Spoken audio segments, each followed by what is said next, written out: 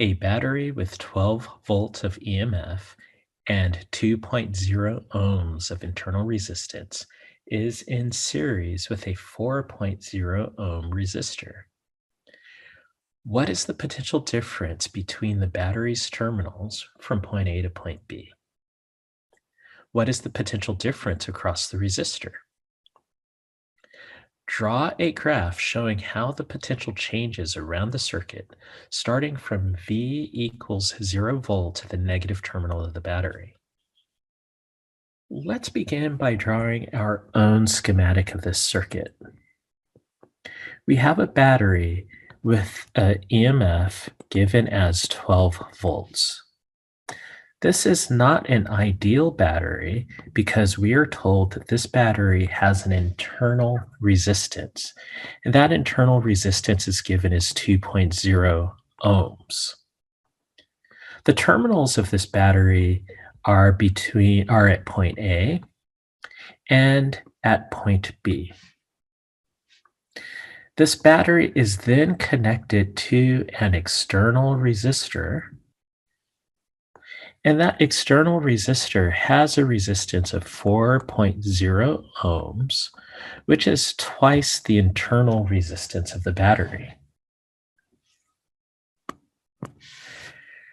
In part A, we need to find the potential difference between the battery's terminals. So in other words, what is the terminal voltage of the battery? The terminal voltage of the battery is just the potential difference between each of the terminals. The low potential terminal is terminal A. The high potential terminal is terminal B. Let's add a node in between the EMF of the battery and its internal resistor. So I'll call this node C. To find the terminal voltage from A to B, we'll have to find the voltage across the EMF source, and we'll have to add the voltage from the internal resistor.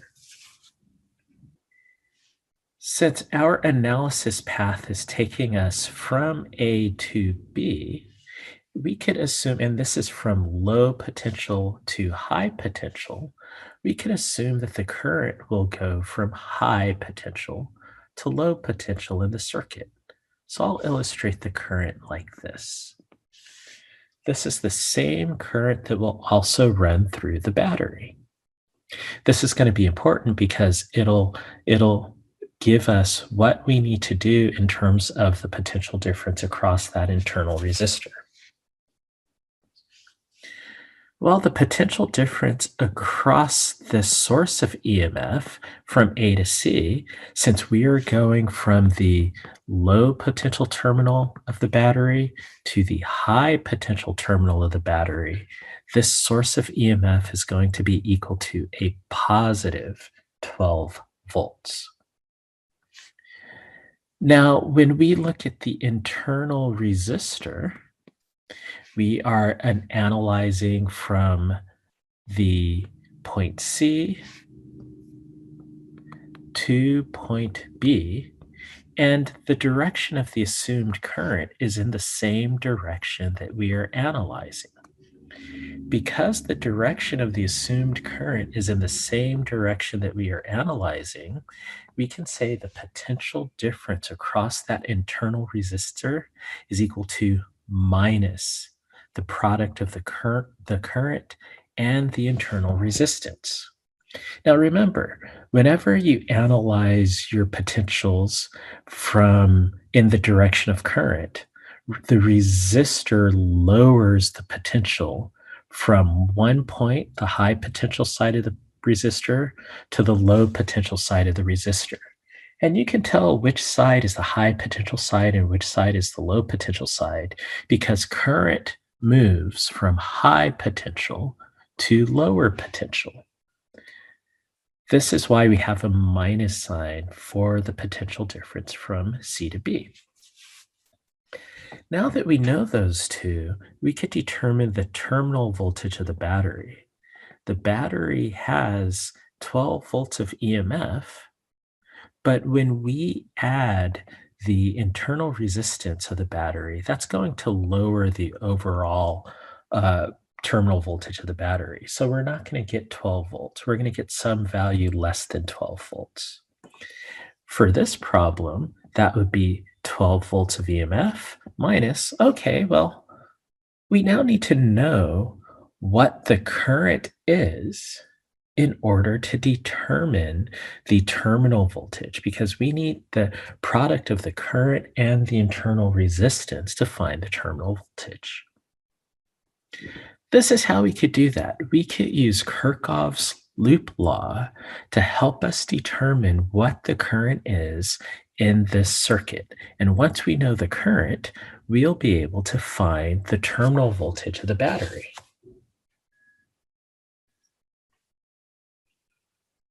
So let's use Kirchhoff's loop law for potential difference for voltage, which says if you sum up all of the potential differences in your circuit, it will sum to 0.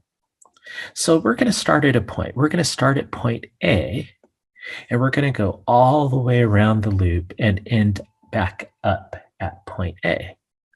So this would be the potential difference from A to B plus the potential, or actually, since we added the node C in this, let's just be a little bit more detailed. So this will be the potential difference from A to C plus the potential difference from C to B plus the potential difference from B back to A. This must sum to be equal to 0 for a complete loop. We already have an expression for the potential difference from A to C. That's the EMF of the battery. We also have an expression for the potential difference across the internal resistor. That's the product of the current and the internal resistance. And if we are now looking at the potential difference across the external resistor, well, once again, we are analyzing in the direction of current, which means that the potential difference across the external resistor is from B to A, and this is going to be equal to minus the current in the loop times the value of the resistance of that external resistor. So we could say, we could add the minus I for current, capital R for the resistance of the external resistor, and this is equal to 0.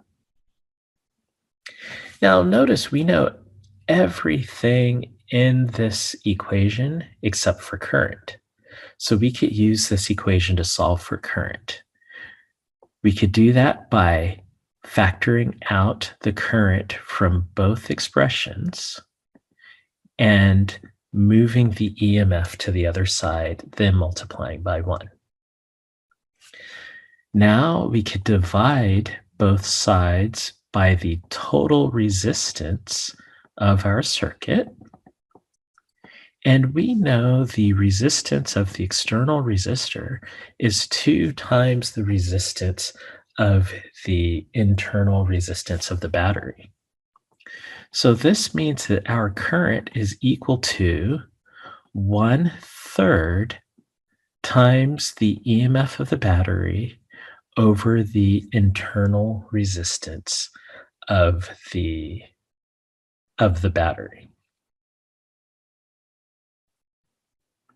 Notice that this result is a volt per ohm, and volt per ohm is indeed a unit of current. So now that we know the current, let's go ahead and just indicate this. I'll just call this equation 1. We could take equation 1 and plug right into our current to help us find the terminal voltage of the battery. So the terminal voltage of the battery is 12 volts minus the current that we just found, which is 1/3 times the EMF of the battery over the internal resistance of the battery times the internal resistance of the battery. The internal resistances cancel, and we have 12 volts minus 1/3 times 12 volts. This is just equal to 8 volts. So even though the EMF of our battery is 12 volts, due to resistive losses internal to the battery, we are losing 4 volts of potential difference across the resistor in the battery. Where does that 4 volts of potential difference come from? Well, again, it's just from this right here. 12 volts divided by 3 is 4 volts. We could even go back a couple of steps and just write right up here minus 1/3 the EMF of the battery over the internal resistance times the internal resistance. And here we would end up with 12 over 3, which is 4.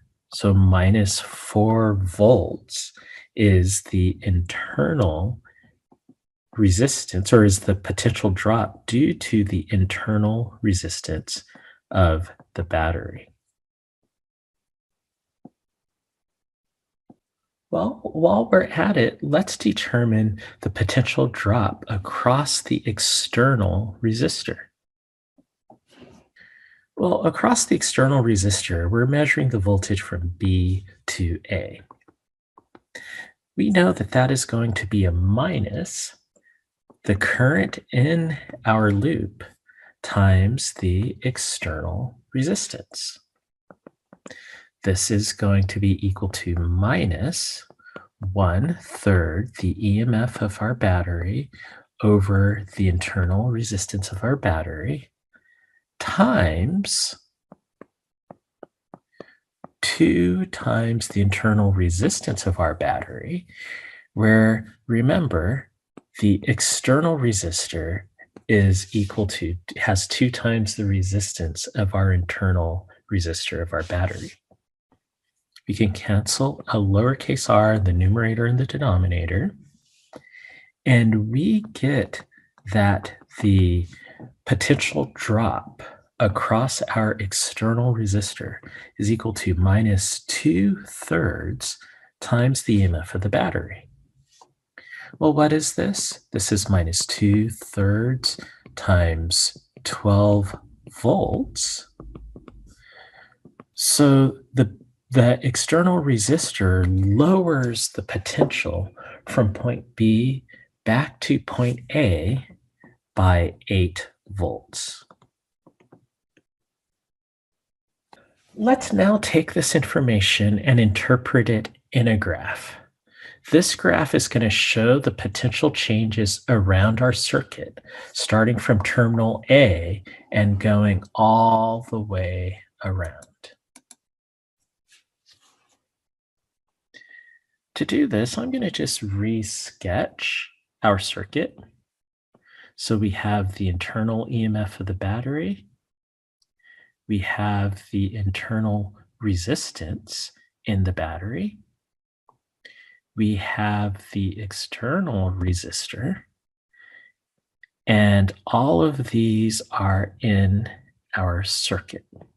This is point A, we call this point C, we call this point B, and here is our external resistor.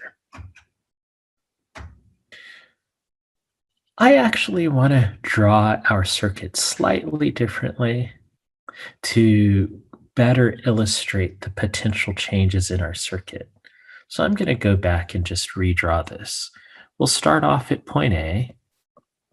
We still have our source of EMF in the battery.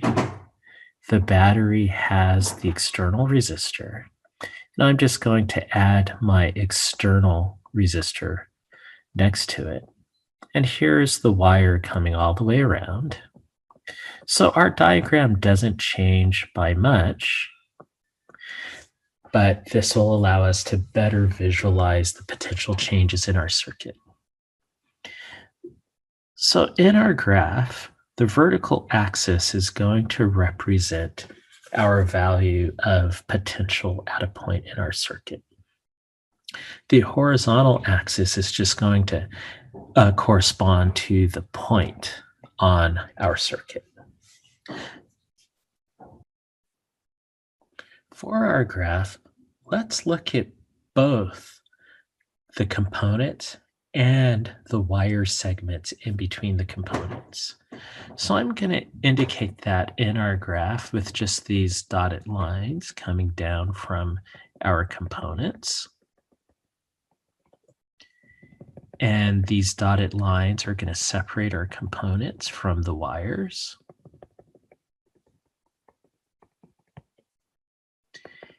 And what we're going to do with this is we're going to look at the potential as we go around our circuit.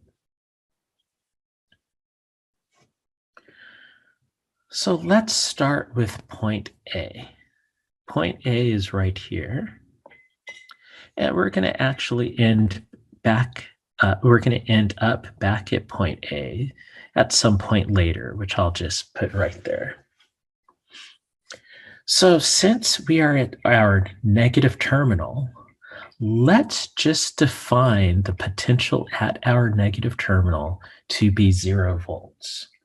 By defining the potential at our negative terminal to be 0 volts, we could look at how potential increases or decreases in our circuit. So the negative terminal is attached to that wire segment, and that's right at 0 volts. Then we go across the battery. And we know when we go across the battery, the positive lead of the battery, or at least the EMF source, increases to 12 volts. So when we get across that source of EMF, we've increased our potential by 12 volts. Then let's just model the space between this source of EMF and the internal resistance like a wire. And so that wire has a constant potential. There's no potential drops because we're assuming it's an ideal wire. But then we go across that internal resistor. And remember, we said that the voltage across the internal resistor drops by 4 volts. So we are going to have a potential drop when we go across that resistor. And it'll look like this in our graph.